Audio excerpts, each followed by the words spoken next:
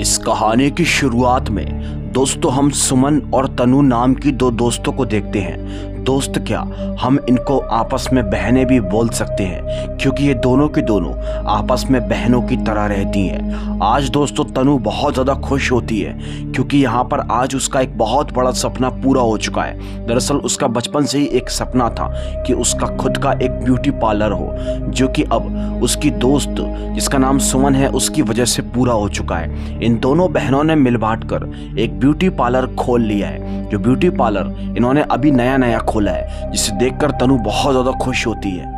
तनु और सुमन दोनों ही उस ब्यूटी पार्लर के अंदर जाती हैं और उसे अंदर से और अच्छे से देखने की कोशिश करती हैं। दोस्तों ब्यूटी पार्लर लगभग तैयार हो चुका था, अब इसमें बस गेस्ट के आने की देरी थी। लेकिन दोस्तों उसी ब्यूटी पार्लर के अंदर हम एक आफत को देखते हैं, यानी कि दोस्तों हम एक छोटे से प्रेत को देख पाते हैं जो कि दोस्तों बहुत ज़्यादा छोटा होता है। वो प्रेत दोस्तों यहाँ पर किसी प्रकार का बदला लेने के लिए आया था। अब वो बदला क्या, इसके बारे में आपको आगे पता चलेगा, कहानी में एंड तक बने रहिएगा। फिलहाल दोस्तों वो जो प्रेत होता है वो यहाँ पर दोस्तों जो सुमन होती है उसको यहाँ पर उसके पैर पर नुकसान पहुँचाने की कोशिश करता है।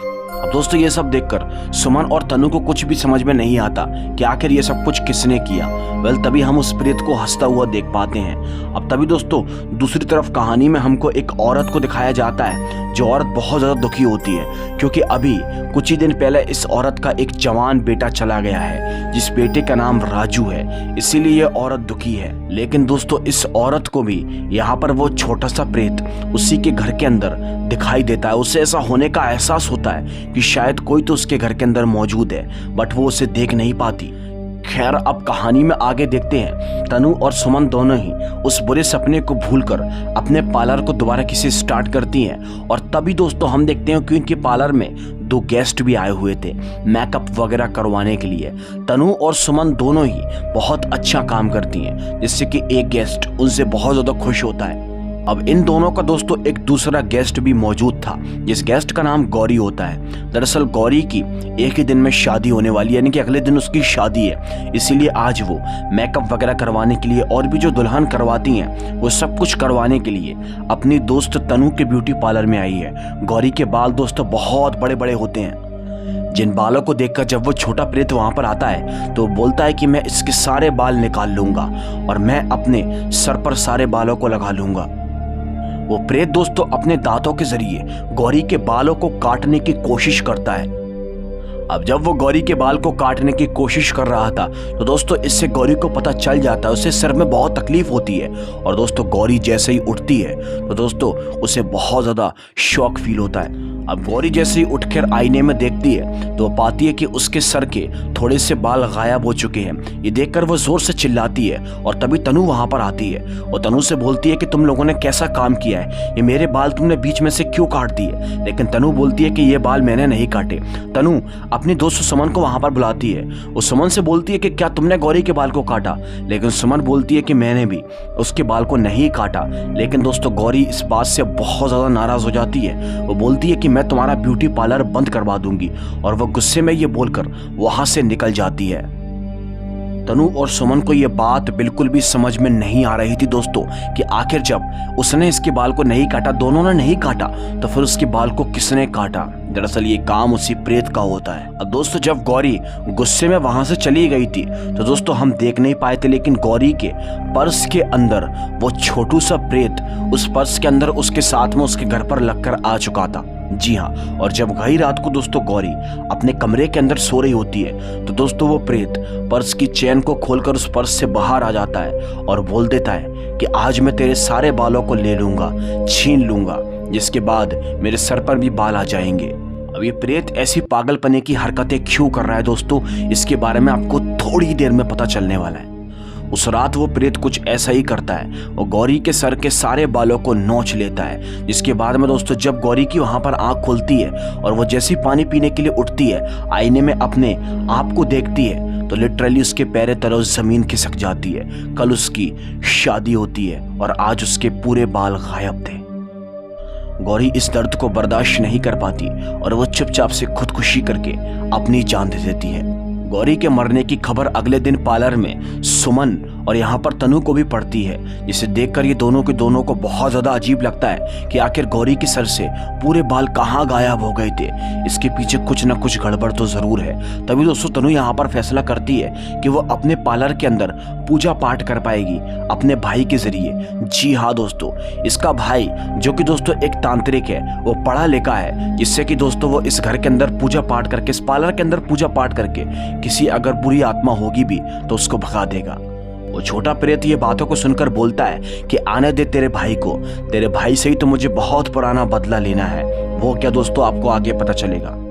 अगले ही सीन में दोस्तों हम देखते हैं उसका भाई यहाँ पर दिव्य भभूत लेकर आता है और बोलता है कि तुम्हारे पार्लर के अंदर कोई बुरी शक्ति है, इसीलिए हमें रात के वक्त पर इस दिव्य भभूत को पूरे पार्लर पर गोल घेरा बनाकर हमको डालनी होगी। अब तभी दोस्तों जैसे यहाँ पर रात होती है तो उसका भाई कुछ ऐसा ही करता है, वो दिव्य भभूत को वहाँ पर डालने की कोशिश करता है, लेकिन दोस्तों वो छोटा प्रेत वहीं पर ही मौजूद होता है। वो छोटा प्रेत जगह जगह उसे दिखाई देने की कोशिश कर रहा था, जिसे देखकर दोस्तों यहाँ पर वो बहुत ही शौक हो जाता है। अब यहाँ पर तनु का भाई उसको देखते देखते पार्लर के अंदर पहुंच जाता है, क्योंकि वो पार्लर के अंदर ही भागा था। वो जैसे ही पार्लर के अंदर जाता है तो वो उससे बोलता है कि तू मेरे सामने नहीं आ सकता, मैं तुझे 2 मिनट में भस्म कर दूंगा।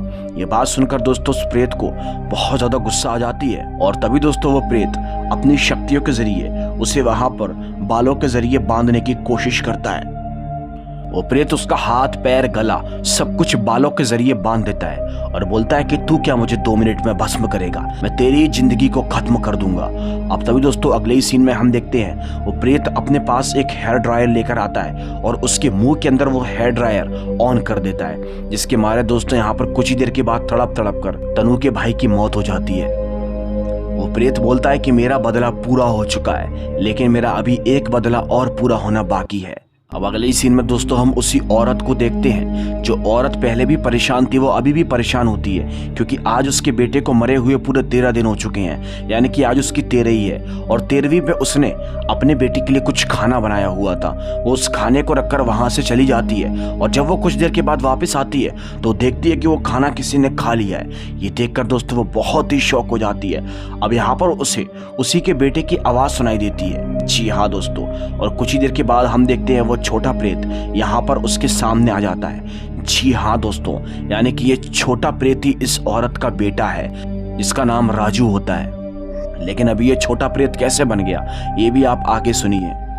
राजू की माँ उससे बोलती है कि मैं अपनी आंखों से क्या देख रही हूँ, तुम तो मर चुके थे बेटा। लेकिन राजू उससे बोलता है कि माँ मैं मरा नहीं था, मेरी मौत एक हादसा नहीं थी। अब तक इसकी माँ को यही लग रहा था कि शायद राजू की मौत एक हादसा है, लेकिन वो बताता है कि मेरी मौत हादसा नहीं बल्कि एक कत्ल था। अब तभी दोस्तों हमें इस प्रेत की बैक स्टोरी के बारे में पता चलता है। ये प्रेत अपनी माँ को कहानी सुनाता है और बोलता है कि मैं तनु से बहुत ज़्यादा प्यार करने लगा था। मेरे इस प्यार को उसके भाई ने बर्दाश्त नहीं किया और उसने एक बार तनु को मुझसे बात करते हुए देख लिया। उसे लगा कि मैं उसकी बहन को छेड़ रहा हूँ, इसीलिए उसके भाई ने मुझे बहुत ही ज़्यादा टॉर्चर किया और मेरे सर से सारे बालों को छीन लिया था, जिसके बाद में इसके भाई ने मुझे जान से मारकर ख़त्म कर दिया।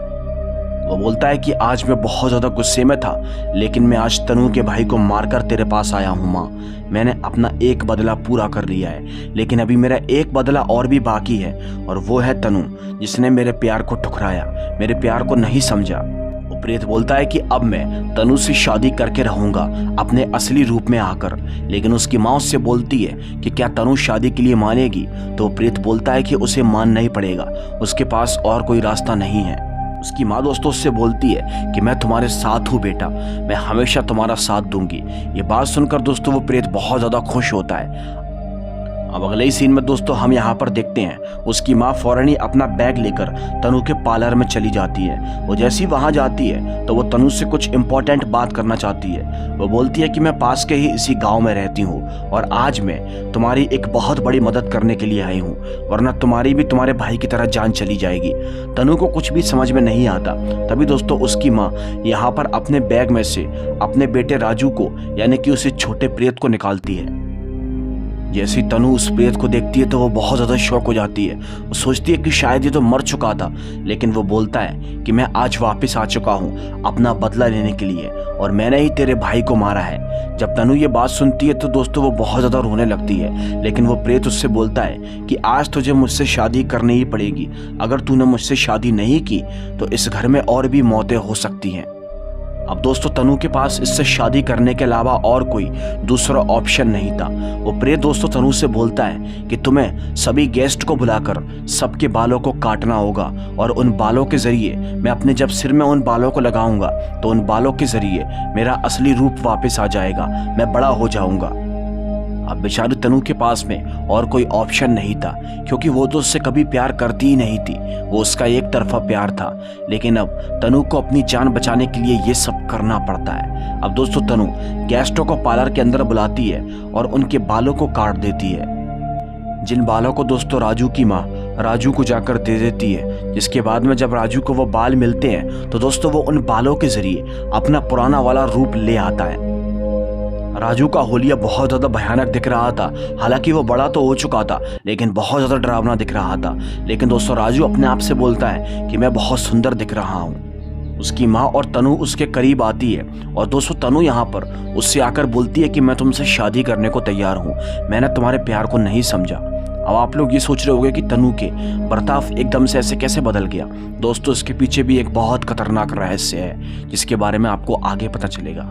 तनु सिंदूर लेकर वहां पर आती है और राजू से बोलती है कि मेरी मांग में भर दो और बना लो मुझे अपनी दुल्हन। लेकिन दोस्तों उसकी माँ उससे ऐसा करने से रोकती है और बोलती है कि मैं अपने बेटे की शादी बड़ी धूमधाम से करूंगी, तो मैं दूल्हा बनाऊंगी। ये बात सुनकर दोस्तों यहाँ पर वो छोटा प्रेत या फिर कह लो कि वो प्रेत बहुत ज्यादा खुश हो जाता है। अब अगले सीन में हम देखते हैं उसकी माँ अपने बेटे राजू को तैयार करने की कोशिश करती है। वो बोलती है कि तुम्हारे बालों को मैं पहले की तरह सुनहरे कर दूंगी। ये बात सुनकर दोस्तों राजू बहुत खुश होता है, लेकिन एक्चुअल में ऐसा नहीं था। हम देख पाते हैं कि उसकी माँ के हाथ में कुछ पटाखे होते हैं और दोस्तों वो उन पटाखों को उसके बालों के अंदर फिट कर रही थी। जी हाँ दोस्तों, अब उसकी माँ ऐसा क्यों कर रही है तो आप लोग समझ ही गए होंगे, लेकिन फिर भी आपको आगे पता चलने वाला है। वो उन पटाखों को फिट कर देती है, जिसके बाद में हमें कहानी पीछे की दिखाई जाती है। पीछे हम देखते हैं कि राजू की माँ ने तनु से वादा किया था और उससे कहा था कि मैं तुम्हारी जान खतरे में नहीं पड़ने दूंगी। मेरा बेटा ही वो कर रहा है, वो बहुत ज़्यादा गलत है, मैं तुम्हारी पूरी मदद करूंगी और अपने बेटे को एक और खून नहीं करने दूंगी। बस इसलिए अब तनु भी यहाँ पर शादी करने का नाटक कर रही है। अब तभी हम देखते हैं राजू की माँ उसे पूरी तरह से दूल्हा बनाकर उसे फौरन ही दोस्तों यहाँ पर हवन कुंड के पास में लेकर आती है। वहाँ राजू तनु का इंतजार कर रहा था और कुछ ही देर के बाद दोस्तों हम देखते हैं तनु भी दुल्हन बनकर वहाँ पर आ चुकी थी, जिसे देखकर दोस्तों राजू बहुत ज़्यादा खुश होता है। अब तभी हम देखते हैं कि राजू शादी की क्रिया को आगे करता हुआ फौरन ही तनु को वरमाला पहना देता है और वो उससे कहता है कि तुम भी मुझे जल्दी से वरमाला पहनाओ। लेकिन दोस्तों अब यहाँ पर तनु को कुछ न कुछ तो ज़रूर करना था। वो फौरन ही वरमाला को उठाती है और राजू को पहनाने के लिए करीब बढ़ती है, लेकिन इतने में ही राजू की माँ वरमाला के अंदर आग लगा देती है, जिससे कि दोस्तों वहां पर पटाखे फूटना शुरू हो जाते हैं, विच मीन्स कि वरमाला के अंदर भी इन्होंने पटाखे लगाए हुए थे। दोस्तों ये देखकर यहाँ पर वो दोस्तों प्रेत बहुत ज़्यादा गुस्सा हो जाता है। वो वरमाला को जैसे ही हवन कुंड में फेंकता है तो और पटाखे फूटते हैं। वो समझ जाता है कि मुझे धोखा दिया जा रहा है। वो प्रेत तनु पर गुस्सा करता है और बोलता है कि ये सब कुछ तुम्हारी ही चाल होगी, आज मैं तुझे नहीं छोड़ूंगा। दोस्तों वो प्रेत गुस्से में आकर तनु को फौरन ही नुकसान पहुंचाने की कोशिश करता है। वो उसे मारने ही वाला होता है, लेकिन उसकी माँ उससे बोलती है कि ये सब कुछ तनु ने नहीं बल्कि मैंने किया है। ये बात सुनकर दोस्तों वो प्रेत बहुत ज़्यादा शॉक हो जाता है, वो बहुत ज़्यादा सैड हो जाता है और बोलता है कि माँ मैंने तुझसे ये उम्मीद नहीं की थी, मैंने तुझ पर बहुत भरोसा किया था। लेकिन उसकी माँ भी उससे एक बात बोलती है और कहती है कि जो तुम कर रहे हो वो बहुत ज़्यादा गलत है और मैं तुम्हें एक और गुनाह नहीं करने दूंगी, इसीलिए मुझे माफ़ करना बेटा, मुझे ये सब कुछ करना ही पड़ेगा। अब दोस्तों उसके सर में जो पटाखे लगे हुए थे, इसीलिए उसकी माँ उसे हवन कुंड में धक्का दे देती है, जिसके बाद में उसके जो बाल होते हैं वो वहाँ पर जाकर लग जाते हैं और तभी दोस्तों आग के ज़रिए वो पटाखे एक एक करके फूटना शुरू हो जाते हैं। इसके बाद में दोस्तों वो जो छोटा प्रेत होता है, यानी कि वो जो प्रेत होता है, वो पूरी तरह से भस्म हो जाता है। और जैसे ही वो प्रेत भस्म होता है तो उसकी माँ उससे बोलती है कि मुझे माफ़ कर देना बेटा। और बस इसी के साथ ये कहानी यहीं पर ही खत्म होती है। तनु की भी अब जान बच चुकी थी। अब इस कहानी के अंदर आपको कौन ज़्यादा सच लग रहा है, यानी कि कौन ज़्यादा सही लग रहा है, तनु, उसकी माँ या फिर वो प्रेत? मुझे कमेंट करके ज़रूर बताना। मुझे इस कहानी के अंदर तनु और यहाँ पर उस प्रेत की माँ एकदम सच लग रही है, क्योंकि कोई भी ज़बरदस्ती किसी का प्यार नहीं पा सकता। उम्मीद करता हूँ दोस्तों आपको ये कहानी बहुत पसंद आई होगी। अगर वीडियो अच्छी लगी हो तो लाइक करके चैनल को सब्सक्राइब कर देना। मैं आपसे मिलूंगा एक और दिल दहला देने वाली कहानी के साथ। तब तक के लिए बाय एंड सी।